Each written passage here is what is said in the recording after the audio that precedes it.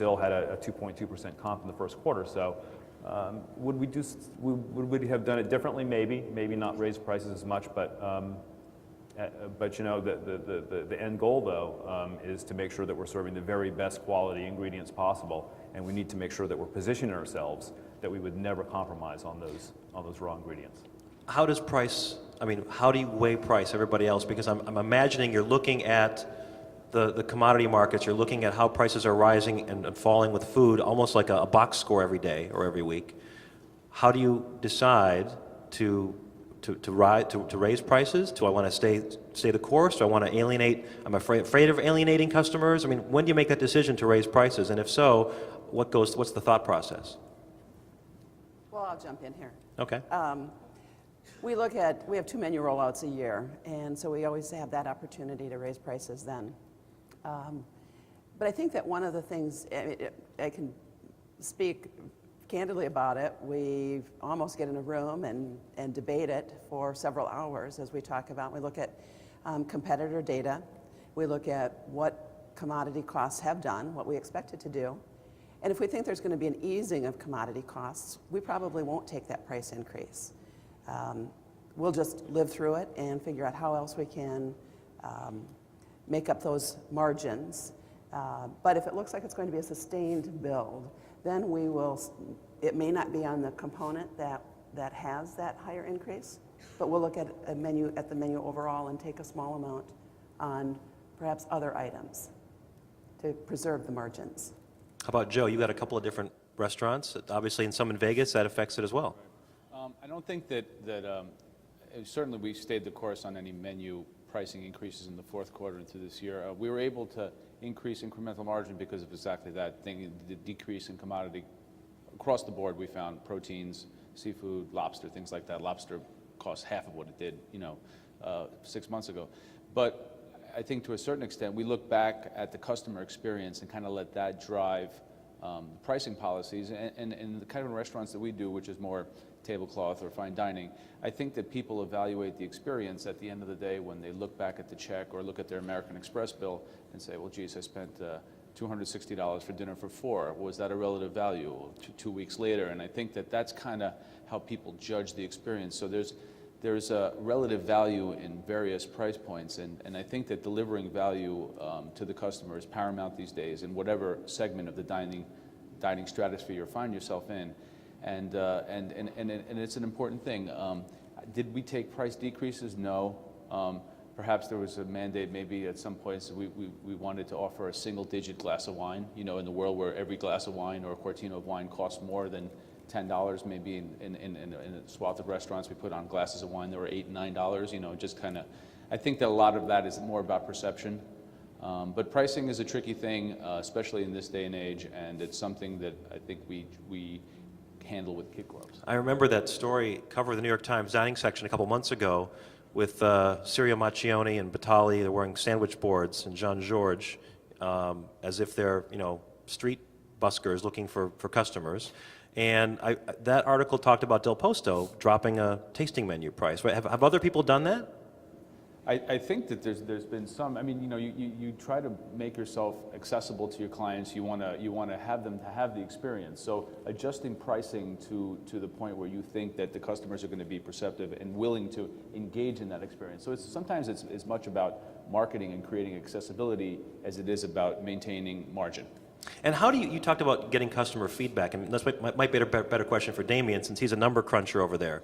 But how do you get this feedback from people? People in the audience wondering, well, how do I find out what they're thinking? I don't want to wait until they get that bill at home and decide that wasn't a good value, because by then it's too late. I mean, how do you get this information and process it and give it the good feedback to the restaurateur?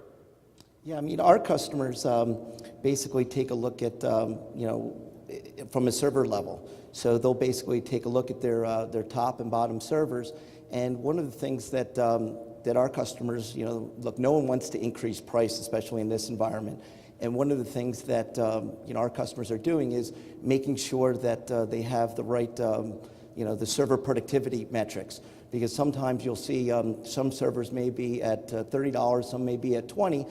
And so how do we coach and counsel these servers to get these 20 up to 25 Therefore, you're able to maybe avoid a price increase. So I think that being able to look at data and give it, to the operators in a way where they can do something about it is one thing that we've seen our clients be very successful with. Of course, the other thing is you could just be like Danielle and just open up a brand new restaurant with a lower price point, right? Because you're opening up a new place in about 2 weeks with it said $32 for a 3-course average, hopefully, right? Yeah, and I think you always find, you always want to stimulate your customer, but you also want to stimulate your staff at making the customer noticing that you are making effort.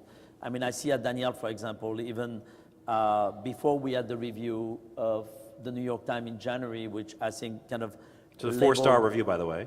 Yes, right? It was a 4-star review, which was sort of a re-review of the restaurant. And before that, we decided then from 5:30 to 6:30 at Daniel, for the same price of the prefix, we will give a wine pairing for free. So for 98, for 102, I think, no, actually for $98, less than the normal prefix, we will give you 3 courses and 3 glasses of wine with it. And throughout the review and after, was it necessary maybe to keep doing that? Yes, I thought it was necessary, just for the fact that we have to show a lot of effort in time where people are thinking about value. Like Joe said, I mean, we're always constantly reevaluating the value we are giving to our customer. I mean, Café Boulud, we drop our prefix lunch by at least $6 or $8 there. And the place is packed every lunch. I mean, are we more profitable by dropping the price and making more customer? Maybe not, but at least we are definitely stimulating everything with it. And Was that a holdover, by the way, from Restaurant Week? You had like a special, yeah, the $24? Yeah. And then you just kept it on? Yeah, right? absolutely. Yeah. And I think on top of it, I mean, the restaurant talk about controlled damage. I mean, the hotel where the Café Boulud is, they are redoing the hotel completely, so I have a scaffolding hiding the whole restaurant. I have workers working around, and the restaurant is packed every lunch on the Upper East Side, where it's not a business district either. So people will take the journey to go if there is real value to it, I think. What about, you want to jump in? I just want to maybe say something that people might agree or not agree with. I think that that strategic value-oriented price adjustments are valid and are great. And I think, though, unfortunately, what we've seen in our industry is a scourge of basically unsustainable massive discounting that does not fit a business model, that cannot pay the rent, and that is really kind of bringing down the medium of our industry in a way that's very, very negative. I think that everyone's, there's a lot of hunkering to get that 2 minutes of attention and present a model that has no future. And I don't see the point in that type of, slash and burn discounting. As Danielle mentioned, if you carefully adjust the customer experience to bring value to your customer and to increase their experience is good. It's what we all do. Thinking about what the future of the restaurant is. And what we've done is going back to the roots of what made these restaurants successful in the first place, and to re-examine the heart and the spirit of that operation, and to kind of, where it's necessary, rekindle that energy and kind of get back to basics of recreating and creating always and consistently that customer experience that made your restaurant successful in the first place. So I think that the kind of massive, rampant discounting that we've seen around, especially in New York, and I'm not sure about other markets, is a problem for our industry. It sends out a message of desperation. It's overall a negative image, and it's unsustainable because in the business model, we know what we pay for rents, we know what our staff costs us, it doesn't work. So, Joe, I think that even goes down to the fast food level. And I know you were speaking of fine dining in New York, but if you think about the kind of discounting that can go on in fast food, where you're getting to such low prices, and maintaining or even increasing portion sizes, what is it that has to give? And what's giving is the quality of the food, the quality of the raw ingredients. Absolutely, but at the same time, I mean, the thing is then, the last thing I want is to buy lesser quality, but I want more creativity toward preparation. So, instead of having a leg of lamb, maybe we're going to do a bolognese of lamb, and certainly use a lesser cut with a shoulder or something, and make a preparation maybe a little bit more mature, which is going to be very, very satisfying and delicious, but maybe with a lower cost in preparation. And I think that's the most important thing is, like Joe said, is that, adjust I mean, having the right price for the right experience.